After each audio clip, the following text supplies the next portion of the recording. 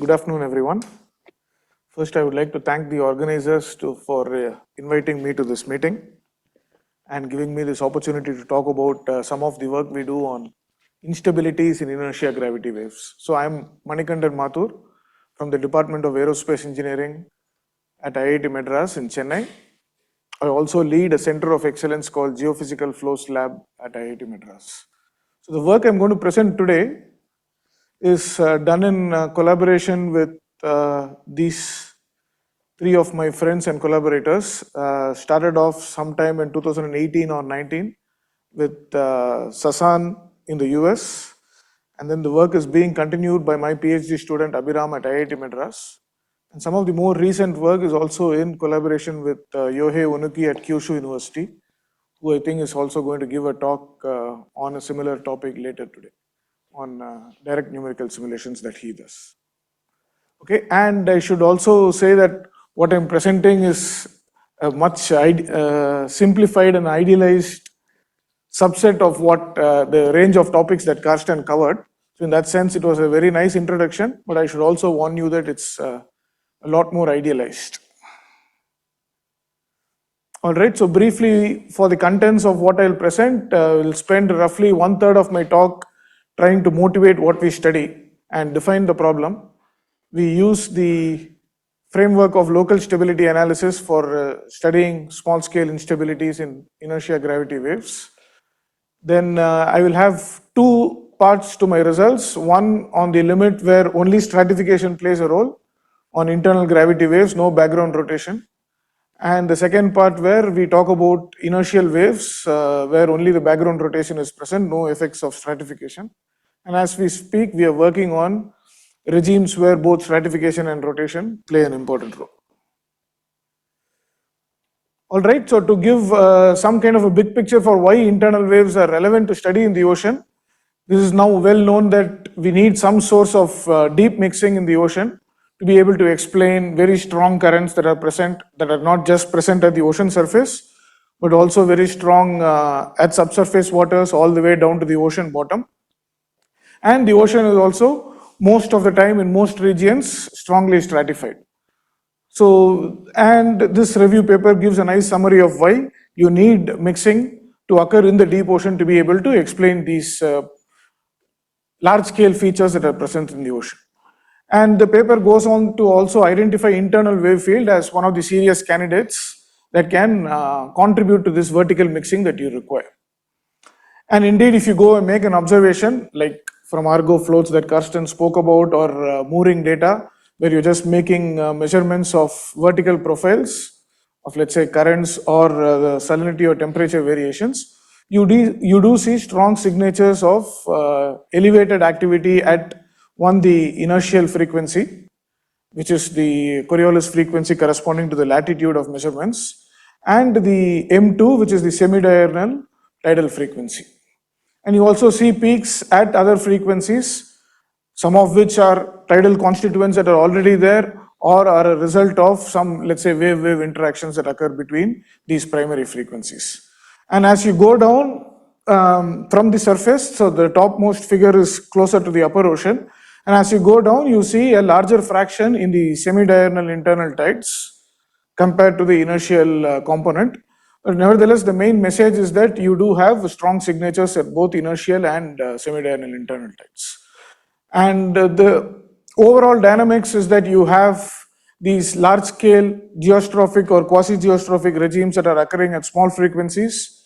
The higher frequency content is all internal waves. And a lot of speakers in this meeting are experts in talking about exchange of energy between these two regimes. But I am going to restrict myself entirely to what happens in the internal wave regime. So given internal waves are candidates to cause this vertical mixing, you also need to think about what provides energy to these internal waves in the ocean. Two primary candidates are tides and winds. And so people started spending time on where exactly these tides dissipate. When I say tidal dissipation, I mean irreversible conversion from barotropic tidal energy into oceanic flows. So you cannot put them back into the gravitational system, let's say between Earth and Moon.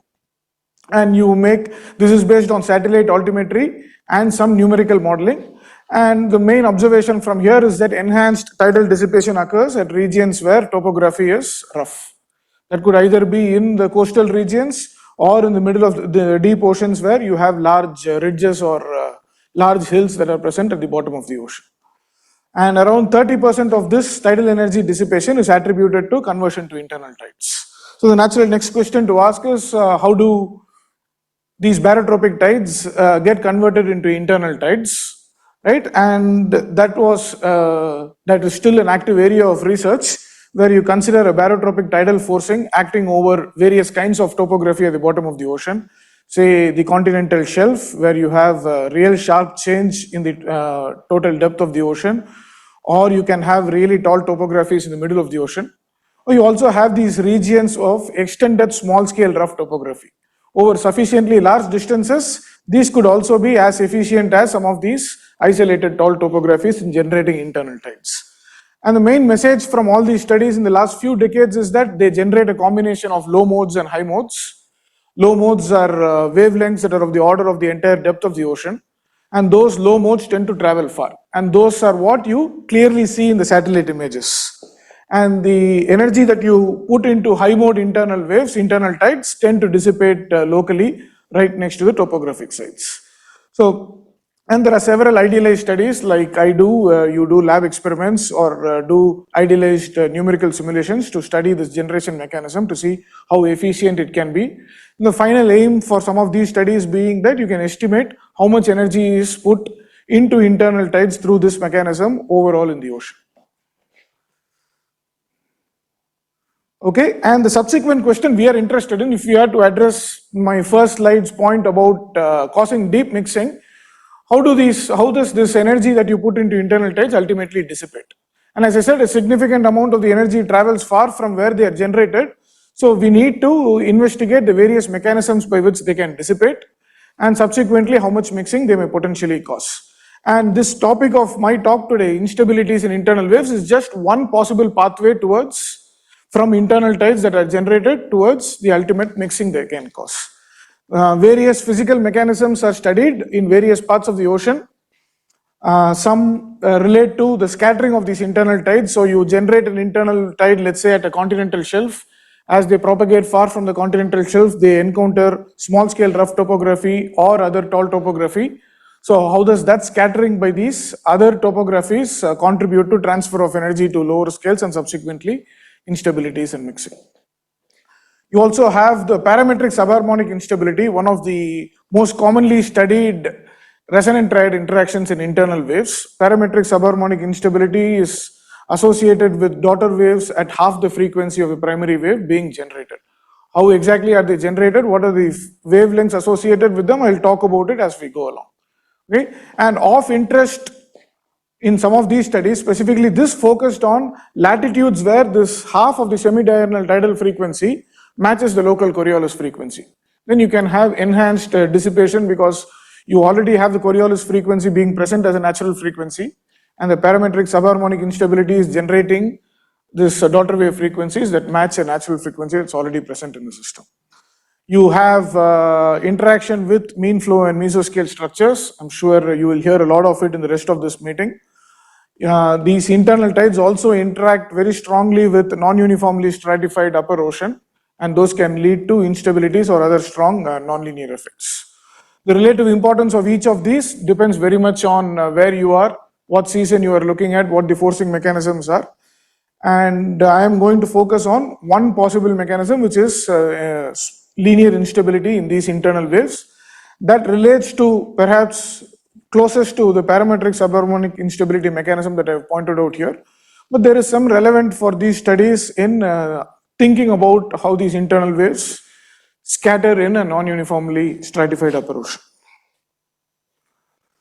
All right, a similar story for winds. So I identified tides and winds as two possible sources of mechanical sources of energy. How do winds generate internal waves? You can think about wind stress changes that occur on the ocean surface, and you can show using very simplified linearized equations that wind stress changes would generate near inertial motions in the upper layer.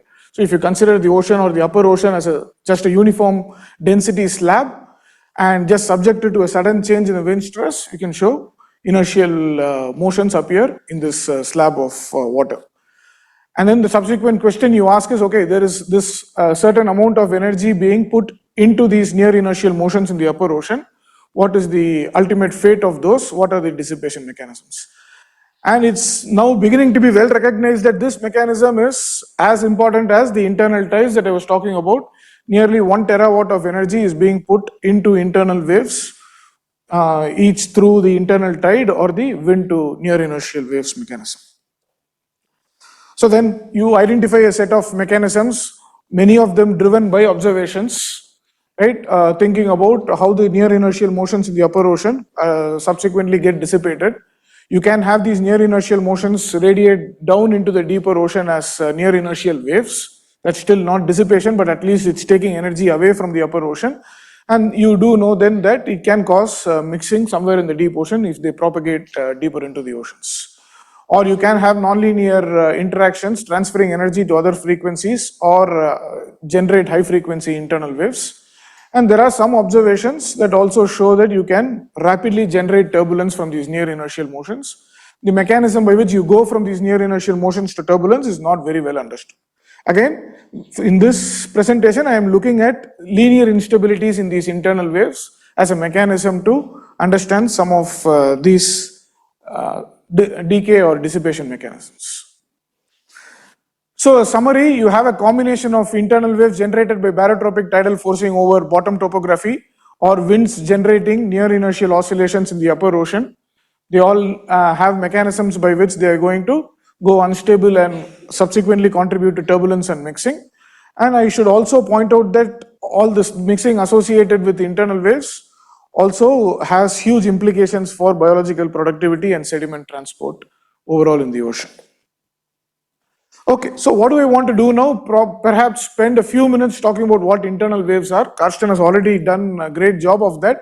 So I'm just going to repeat some of what he said, and I'm not going to think about the background flows that are present.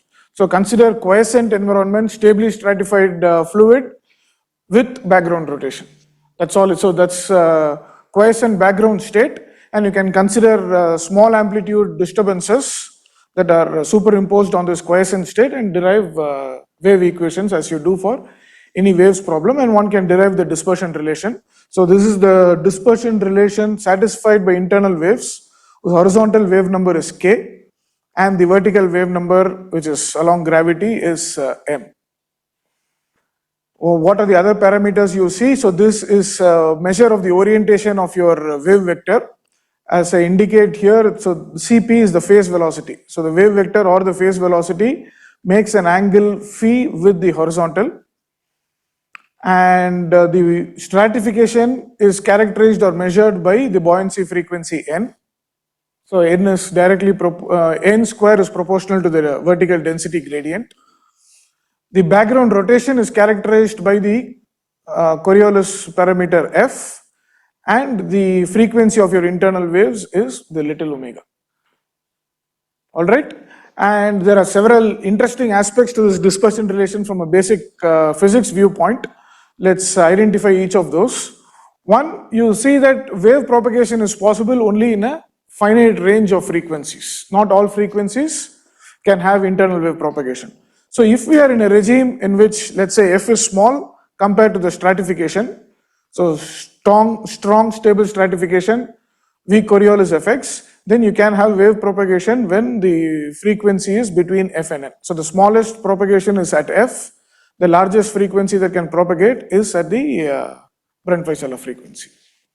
Or if you are in a regime in which it's weakly stratified, let's say n is 0, then you can have the range of frequencies from 0 or from n to the Coriolis frequency, all capable of energy propagation or internal wave propagation. Okay, and 2,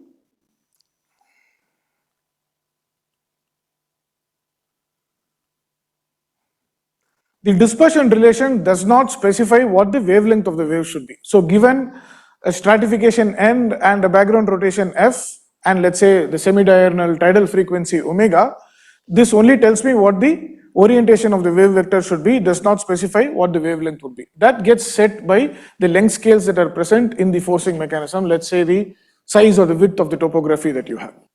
And in the case of, let's say, wind-generated near-inertial motions, perhaps the size of the cyclone that's actually causing the wind stress changes on the ocean surface. So that's quite interesting. So you have a wide range of wave vectors that are possible for them to propagate, and the forcing mechanism determines which of those wavelengths actually get generated. And finally, it's also interesting to note that the group velocity or the direction in which the energy propagates for these internal waves are orthogonal to the phase velocity direction. That's also quite unique to this system of waves, and that has a lot of implications in the basic physics that these wave problems follow. Okay, so as I've been saying, we are interested in, let's say, these internal waves being generated and what are the linear instabilities that could occur on them. Another language in which you can talk about instabilities in internal waves is via these resonant triad interactions. What are resonant triad interactions? If you have, let's say, three different internal waves with frequencies omega1, omega2 and omega3 and corresponding wave vectors k1, k2 and k3. So each of these pairs will satisfy the dispersion relation that I showed in the previous slide. And if these wave vectors and frequencies also satisfy these spatial and temporal resonance conditions, then one can show that there is no steady state weakly nonlinear solutions that are possible. In which case that will necessitate that energy is spontaneously exchanged between these three different waves if they are present even with the smallest of energy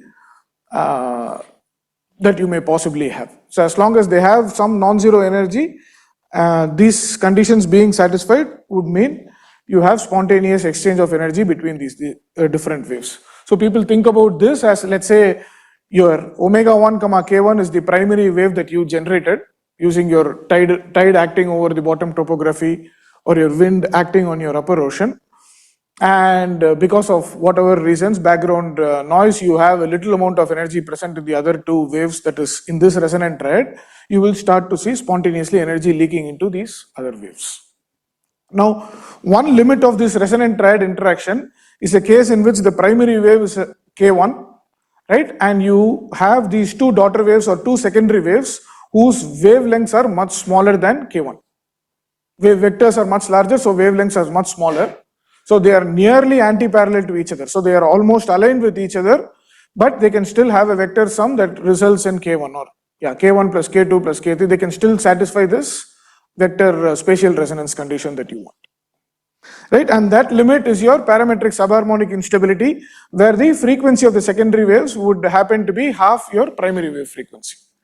And that's a mechanism that's been studied a lot. That's because you often observe the subharmonic omega by 2 frequencies. But that's not to say that's the only possible resonant triad interaction that's present. There are other triadic interactions that are possible as well.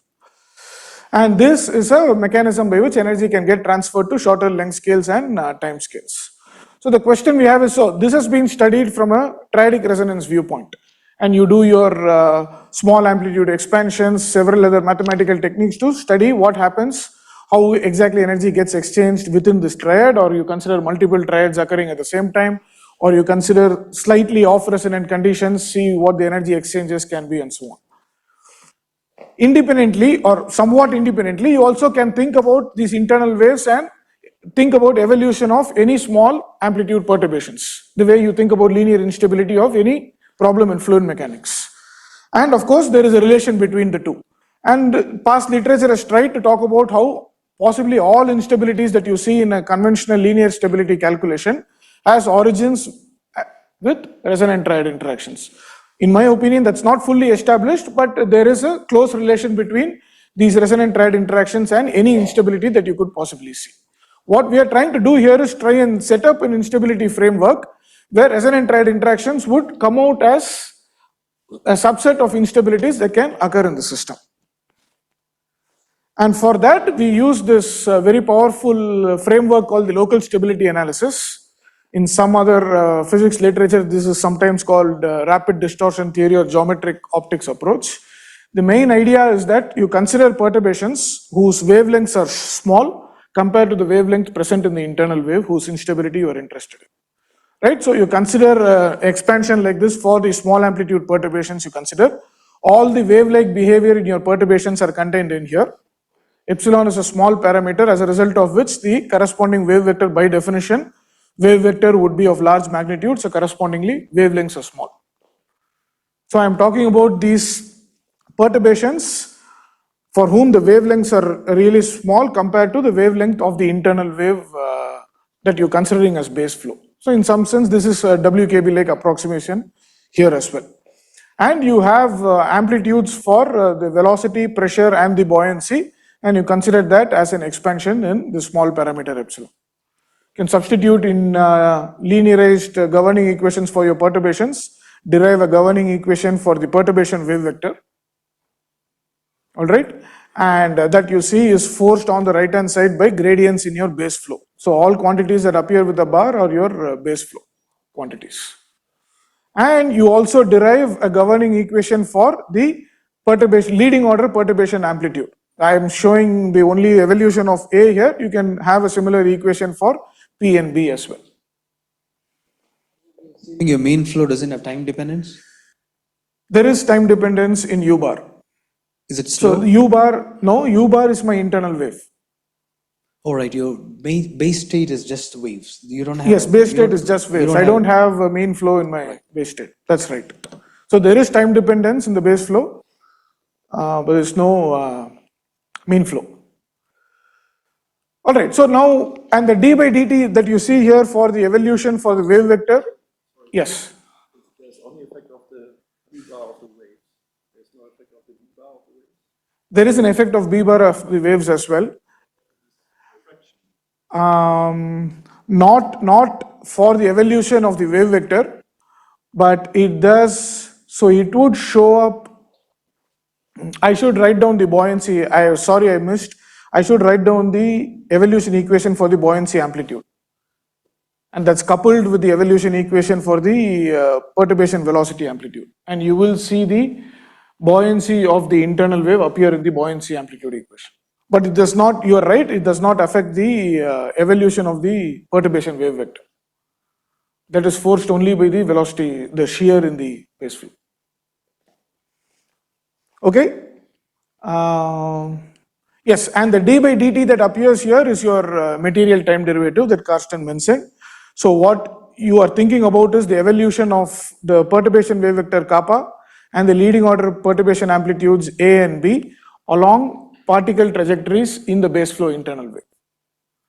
And if I can consider, or if I can, consider periodic particle trajectories in my internal wave, and let's say the perturbation wave vector is also periodic in its evolution along this periodic particle trajectory, then I can use Floquet theory to argue that if I see growth over one time period, that would imply long-term instabilities which have exponentially growing perturbations. That's the idea here. So am I trying to say then the non-periodic particle trajectories are not important? No. But we are going to focus on identifying periodic particle trajectories and also restrict our calculations to those wave vectors that are periodic when you integrate this equation along those periodic particle flow trajectories. All right, so let's start. Yeah. You are looking for instabilities, but then you have frequencies which get complex, or the frequencies here can be complex. But then the K also is complex. So I assume here in this framework, this guy is real, this scalar field. So the perturbation wave vector by definition is real. That's what I assume. And also real frequencies. Frequencies can be complex. The theta is real, and we will see as we go along how I get my growth rate. But the growth rate comes from the integration of your amplitude equations. So you avoid complex waves. Complex wave vectors. What is the implication? I don't know the answer immediately. Yeah. Okay, so if we're considering this limit of no background rotation, just stratification being there, then the dispersion relation simplifies to this form that you see. Omega by n determines the internal wave orientation. So capital phi is the angle between the energy propagation direction and the gravity direction, which is along the z-axis. Okay, and perpendicular to the energy propagation direction is your internal wave, base flow internal wave vector that I indicate here as k. The fluid particles in these plane internal waves also move back and forth in this direction along CG. So it's convenient for me that I consider such a base flow where all particle trajectories would be periodic. That's convenient for me. That's not necessarily the case in any arbitrary internal wave field. But for a plane internal gravity wave, that's fine. And it also turns out any perturbation wave vector, any initial condition for the perturbation wave vector will also be periodic. That you can show for a plane internal gravity wave. Okay, so the base flow is characterized by a non-dimensional amplitude and its orientation capital Phi. And the perturbations are characterized by the orientation of the perturbation wave vector with respect to the xz plane that I call theta naught. And once you project the perturbation wave vector on the internal wave plane, the angle that it makes with the horizontal is my phi naught. The equations are all do not vary with any scaling in k or kappa, sorry, the perturbation wave vector. So it's only two parameters that I need to specify or characterize any three-dimensional perturbation wave vector. In other words, I can get away by doing calculations for a unit magnitude wave vector. I can easily extend those results for any other wave vector. All right. So I don't go into the details of how we solve those equations. There are some numerical methods, but these are all ordinary differential equations. The big gain we have achieved by assuming the perturbations are of a small wavelength is that the PDEs that govern the small perturbations have all been converted into ODEs. So these are very quick calculations relative to, let's say, solving your full PDEs that govern small perturbations. So what am I showing here? For a specific internal wave amplitude and an orientation, we plot the growth rate as a function of the perturbation wave vector orientations. Perturbation wave vector makes an angle theta naught with the plane of the internal wave, and its projection makes an angle phi naught with respect to the horizontal. And if you do these calculations, the first interesting result was that we saw instabilities for any amplitude you took, arbitrarily small.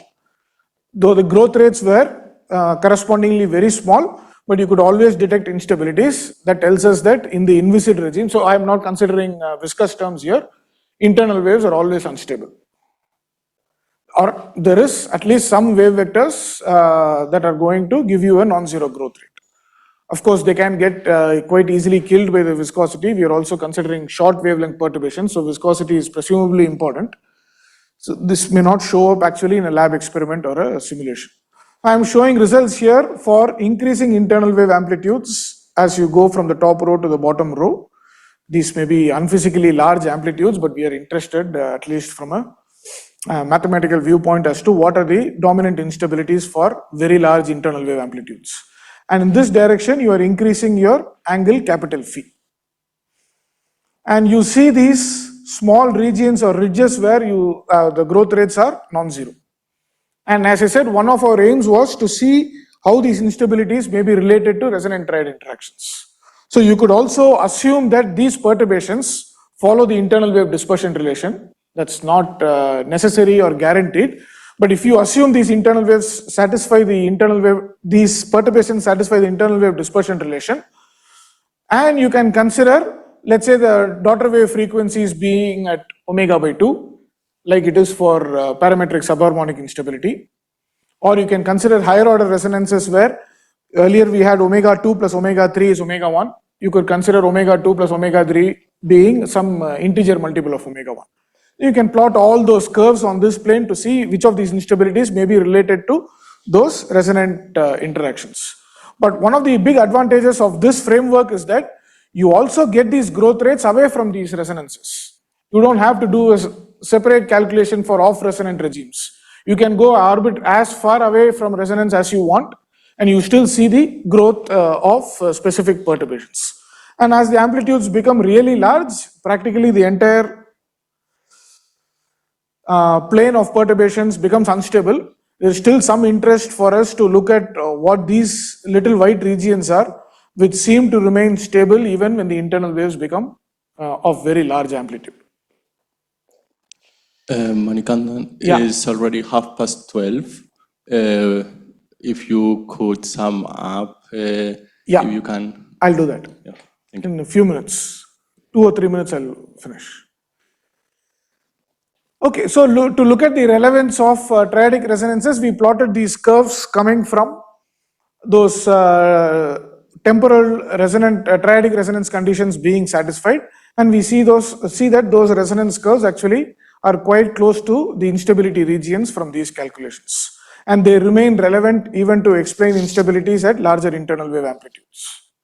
But then the largest growth rates don't necessarily occur on these triadic resonance curves, but they actually occur away from them. All right, and one more observation from these plots is that when this internal wave orientation becomes large enough, you see these transverse perturbations becoming unstable. Transverse corresponding to theta naught becoming 90 degrees. So these are perturbations whose wave vector is perpendicular to the internal wave plane. So we wanted to look at the transverse instabilities in isolation, and it also seems like at sufficiently large amplitudes, these transverse perturbations may be the candidates for being the most unstable perturbations. And it turns out the local stability equations in the limit of the perturbation wave vector being orthogonal to the internal wave plane can be reduced to a equation that resembles the Mathur equation, and you can show that this has connections to internal wave amplitudes that are near zero amplitudes. So what you see at very large amplitudes as transverse instabilities are essentially emerging from parametric instabilities that occur at arbitrarily small amplitudes. That's what we were able to figure out from this calculation. So you can do this game for any combination of a comma phi, right? And think about take the maximum growth rate that occurs on your perturbation parameters plane and plot the maximum growth rate as a function of internal wave amplitude and its orientation. What's most interesting, so of course the growth rates are all varying continuously, and in general they increase as a function of the internal wave amplitude.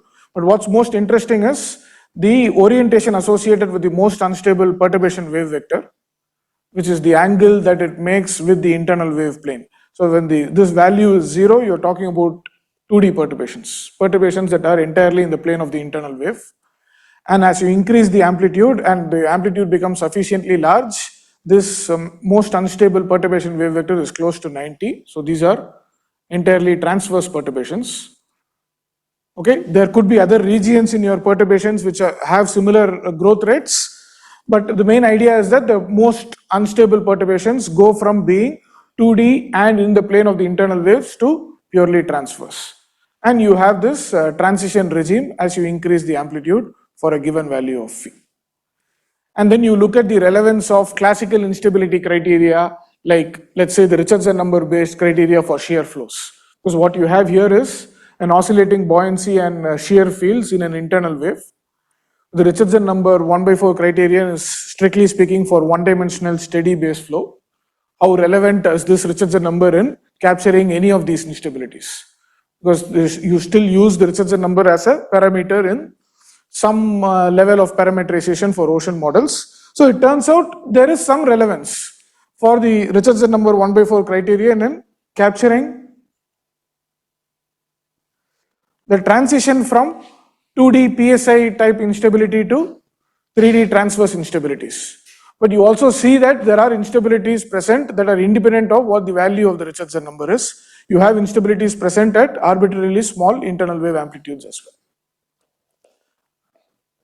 All right, so to summarize that picture, you can now classify the instabilities as 2D parametric subharmonic instabilities for sufficiently small amplitudes. 3D transverse instabilities, this is more like a convective instability where you have vertically unstable density gradients that are created if internal amplitudes are very large. And you have these transition regions. I don't have time to talk about the shear aligned nature of some of the instabilities that occur in between. We have repeated the calculation for plane inertial wave I don't have time to go over these results. I think that's not a great miss. So to summarize, we have identified the dominant instability that occur at different internal wave amplitudes and orientations. We have done the same for inertial waves as well, and they are quite different in nature and the mechanism that drives these instabilities. We are trying to do some energy-based calculations to see whether it's the shear or the buoyancy in the internal wave that contributes or mainly drives these instabilities. And we are looking at, with Yohei, in collaboration with Yohei, he will show some of his results from direct numerical simulations to see how these local instabilities could actually drive turbulence and mixing. There are other more complex spatial waveforms of internal waves that you need to consider as internal waves. You don't necessarily have periodic particle trajectories there. So how do you still use this framework for such scenarios? That's something we're thinking about. What is the effect of background shear, both in the vertical and the horizontal planes? And finally, can you do these kind of calculations on spherical geometries, which become more relevant for astrophysical applications? I'll stop here. Thank you.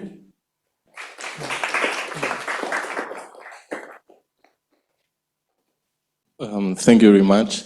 So we are actually already in lunchtime. If there is a quick question, we can do one, and if not, we can discuss further during lunch break.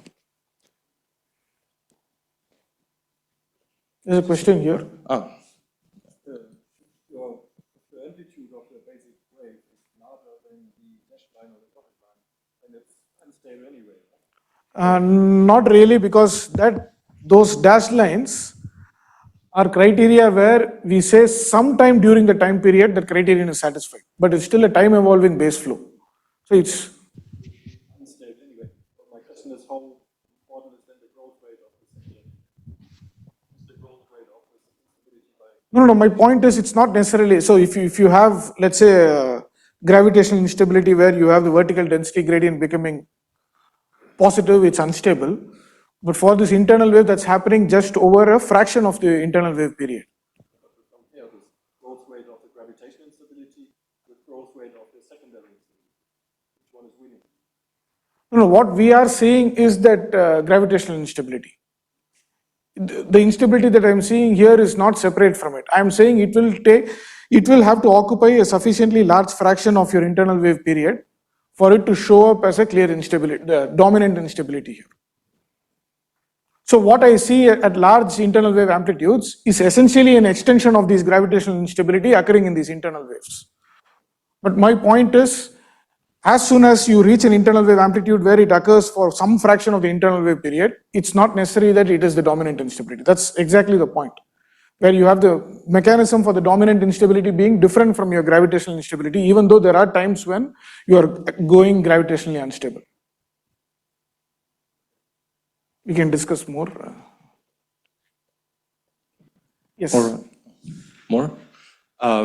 I don't know, we're already 10 minutes in lunch break. Maybe you can talk to him personally, and then we all go for lunch. Lunch is over here, not in the cafeteria. Dinner later today will be in the cafeteria. Okay? And there is also one question online about the applications on astrophysical environments. Maybe you can also answer it. Yeah. I actually don't know too much about astrophysical applications. I only know doing it on spherical geometry would be relevant. But I'll take it up. Yes. Okay. Well, thank you. And thank you. See you after lunch break.